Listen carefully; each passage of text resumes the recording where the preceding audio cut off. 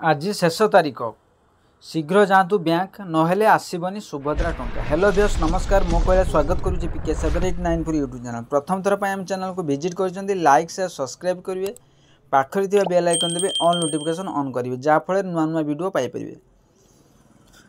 उपमुख्यमंत्री प्रभाती परिड़ा सुभद्रा योजना नहीं बड़ घोषणा कर जो मानकर national payment corporation of India बा भारतीय जातीय निगम बा एनपीसीआई क्लियर होई नथिबो सेमानक अकाउंट को जीवनी सुभद्रा टंका।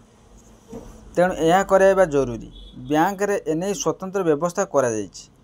जनवरी 29 और 30 अर्थात आज और आसंता काली 2 दिन बैंक रो स्वतंत्र व्यवस्था करा जायछि।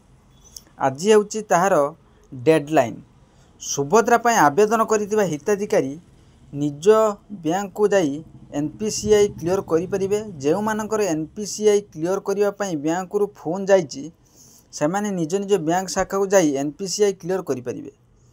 तापरे जाई चतुर्थ पर्याय टंका आसीबो बोली से उपमुख्यमंत्री प्रभाती परिड़ा कहिसंती। नचेत चतुर्थ पर्याय सेमाने टंका पाई परिबे नाही। वर्तमान सुद्धा मोट 1,07,23,294 जन सुभद्रा योजना सामिल होगा नहीं आवेदन कर सारी। सेमानक मध्यरु 80,29,741 जन हिताधिकारी सुभद्रा टंका पाई सारी। तेबे बड़ कथा है 3,31,188 जनक एनपीसीआई फेल होइतिबारु सेमानक अकाउंट टंका जाई पारुना। एनपीसीआई क्लियर होगा परे जाई सुभद्रा टंका खाता को आसीबो।